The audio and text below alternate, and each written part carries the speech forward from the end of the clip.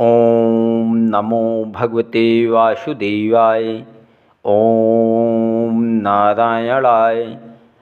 अगली कथा राजा मलय ध्वज का मरना और पुरंजन का अपने मित्र अभिज्ञात से भेंट करना।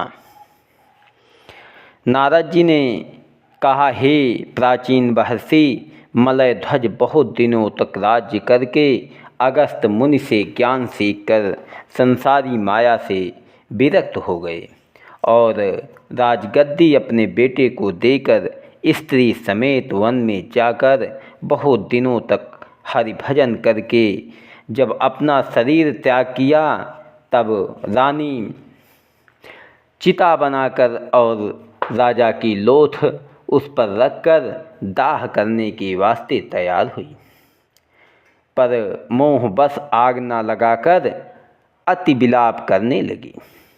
इतने में उसका पुराना मित्र अभिज्ञात वहाँ आया और उसने उसे पहचाना कि यह वही पुरंजन है जिसने मेरा साथ छोड़कर पुरुष से स्त्री का तनु पाया।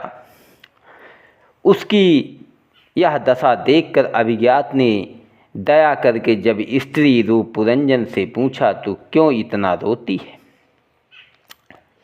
और यह तेरा कौन था जो मर गया? मुझको तूने पहचाना या नहीं? रानी बोली, मैं तुमको नहीं पहचानती, यह मेरा पति मर गया है, इसके शोक में रोती हूँ। यह बात सुनकर अभिज्ञात ने कहा, तू पूर्व जन्म में पुरंजन नाम का पुरुष था और मैं अभिज्ञात नाम का तेरा मित्र हूँ।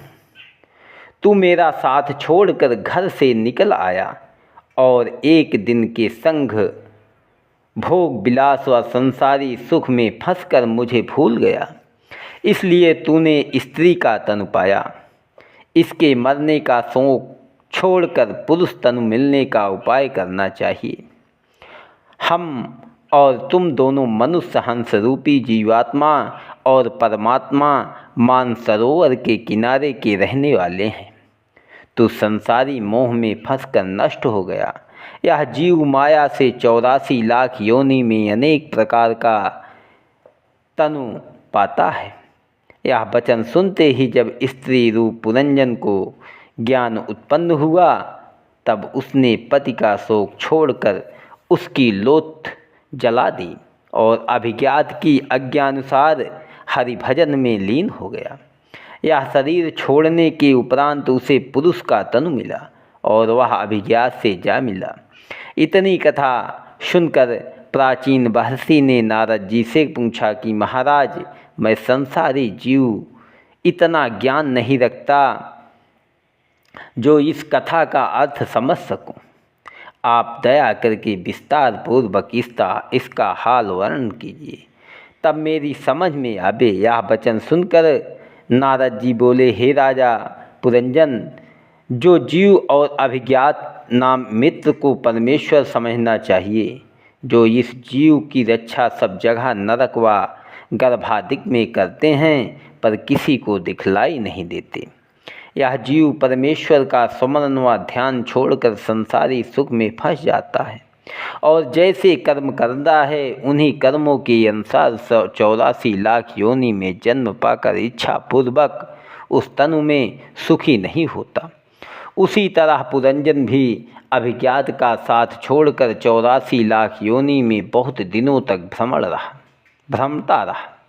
जिस तरह यह जीव मनुष्य का तनु पाकर प्रसन्न होता है, उसी तरह पुरंजन भी किले को देखकर बहुत खुश था।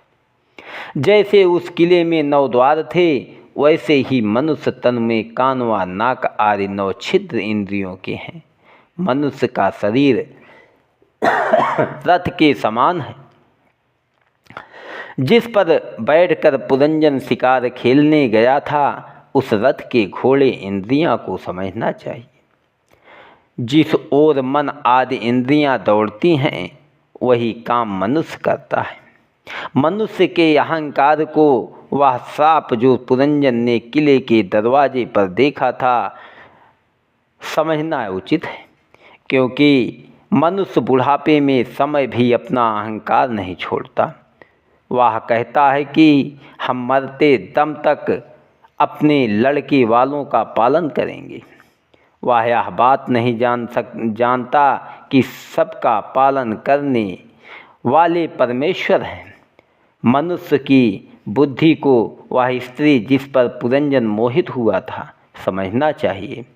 जिस तरह मरते दम तक बुद्धि मनुष्य के साथ रहकर अपनी इच्छा पूर्वक उनसे काम कराती है, उसी तरह पुरंजन ने भी उस स्त्री के बस में रहकर अपनी आयु बिताई। और जैसे अज्ञानी मनुष्य अपनी बुद्धि व कर्तव्य के सामने उत्पन्न व पालन करने वाले परमेश्वर त्रिलोकीनाथ को भूलकर और पुराणों की बातों पर विश्वास न करके अंत में दुख पाता है, वैसे ही पुरंजन भी अपने मित्र अभिज्ञात का साथ छोड़कर बुद्धि रूपी स्त्री का संग करके बहुत दुखी हुआ था। जिस तरह मनुष्य परिश्रम करने पर भी अपना मनोरथ ना पाकर पछताता है, उसी तरह पुरंजन ने भी चलने व मरने के समय चिंता की थी। मनुष्य के तन में काम, क्रोध, लोभ, मोह आदि जो भरा रहता है, उसको पुरंजन का परिवार समझना चाहिए। जिस तरह बुढ़ापा मरने वालों की खबर काल के यहाँ जाकर देती है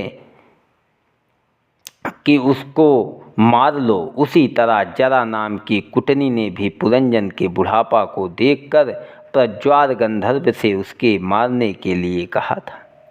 उस काल कन्या को मृत्यु और प्रज्वार गंधर्व को अंत समय का विसमंजन, उसके साथ जो 360 गंधर्वों थे उन्हें दिन और गंधर्वनियों को रात्रि समझना चाहिए। उन्हीं को काल की सेना समझो। दिन और रात्रि के बीतने से आयु पूर्ण होने पर काल मार लेता है। जिस तरह बुढ़ापे में इंद्रियों में सामर्थ्य नहीं रहती, शरीर का लोहू और मांस सूख जाता है, उसी तरह प्रज्वार गंधर्व की सेना ने जाकर पुरंजन का किला जला दिया था।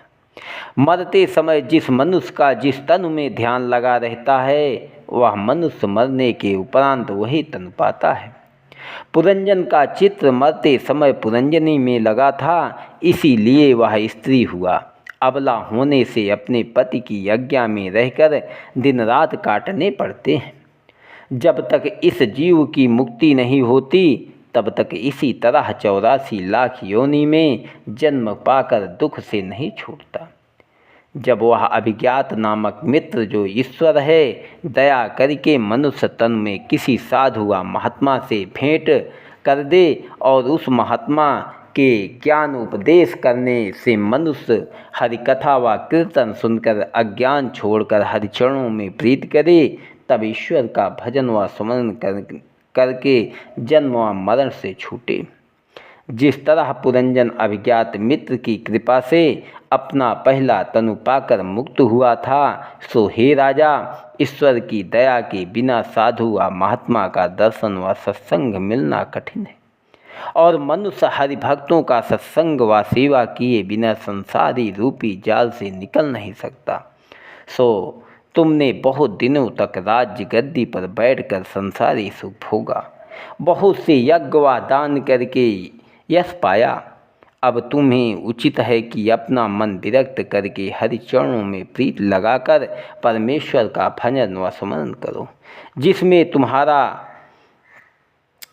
परलोक बने। जब तक संसारी मोह छोड़कर हरि चरणों में भक्ति ना करोगे, तब तक आवागमन से छूटना बहुत दुर्लभ है।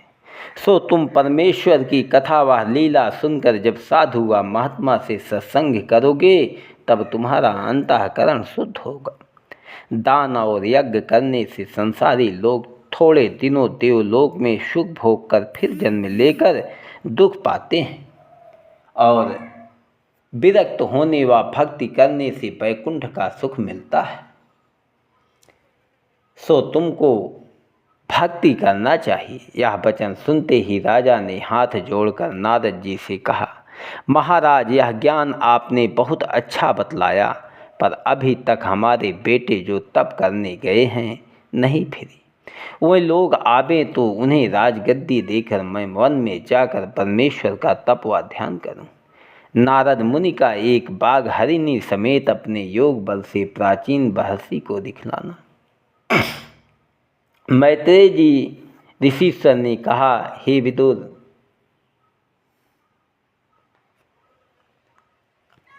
अगली कथा नारद मुनि का एक बाघ हरिणी समेत अपने योग बल से प्राचीन महर्षि को दिखलाना।